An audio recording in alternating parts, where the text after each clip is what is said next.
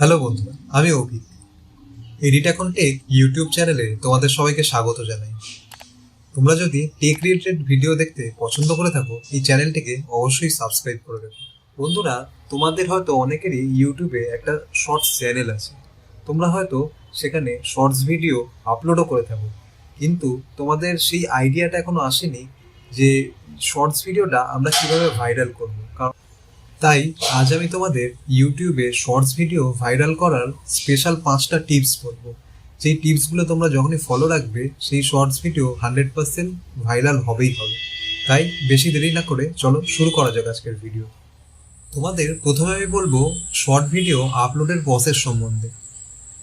তোমরা হয়তো অনেকেই ক্রিয়েট এ শর্ট অপশানে গিয়ে ইউটিউব শর্টস ভিডিও আপলোড করে থাকো, কিন্তু সেটা দরকার নেই।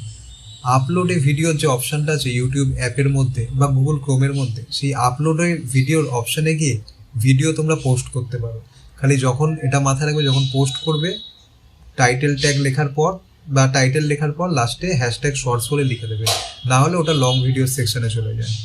দ্বিতীয়ত, তোমাদের এই জিনিসটা মাথায় রাখতে হবে, যখনই তোমরা ভিডিওটা পোস্ট করছো বা যে কোনো ভিডিও বানাচ্ছো শর্ট ভিডিও পোস্টের জন্য, সেটাকে 1080p বা 4K ভিডিও হতে হবে। এখন 1080pর নিচে যে ভিডিওগুলো থাকে সেগুলো ইউটিউবে ভাইরাল যায় না, বা ইউটিউব সেই ভিডিওগুলোকে শর্টস ফিডে পাঠায়ও না, তো ভিডিওগুলো পড়ে পড়ে ফ্রিজ হয়ে যায়।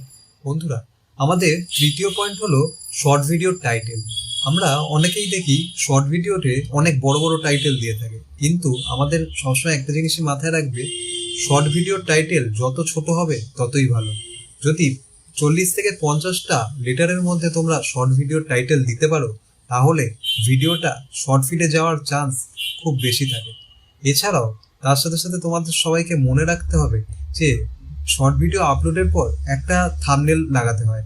থাম্বনেল কিরকম হবে? অনেকে ভাবে হয়তো লং ভিডিওর যে বড় থাম্বনেল হয় সেই রকম না। শর্ট ভিডিওর থাম্বনেল হচ্ছে ভিডিও বানানোর সময় যে একটা ইন্টারেস্টিং পার্ট বা স্লাইড করে তোমরা যখনই ভিডিওটা যখন পোস্ট করবে, তার আগে দেখবে একটা পেন্সিল সাইন আছে। পেন্সিল সাইনটা যখনই ক্লিক করবে, ওখানে দেখবে বিভিন্ন স্লাইড রয়েছে। ওই স্লাইডের মধ্যে থেকে যেই পার্টটা তোমাদের ইন্টারেস্টিং বলে মনে হবে, সেই পার্টটা তোমরা শর্ট ভিডিওর থাম্বনেল হিসেবে অ্যাড করতে পারো।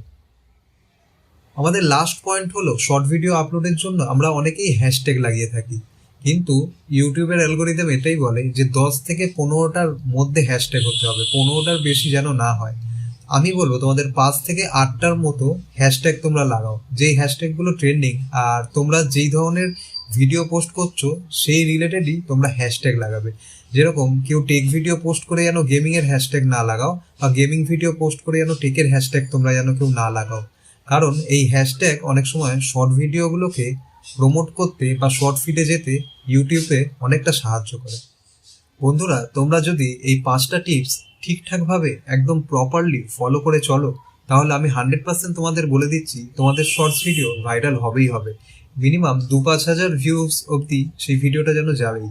আশা করি তোমাদের আজকের ভিডিওটা ভালো লেগেছে। চ্যানেলটাকে সাবস্ক্রাইব করো, ভিডিওটাকে লাইক করো এবং বন্ধুদের সাথে অতি অবশ্যই শেয়ার করো। দেখা হচ্ছে পরবর্তী আরেকটি ইনফরমেটিভ ভিডিওতে।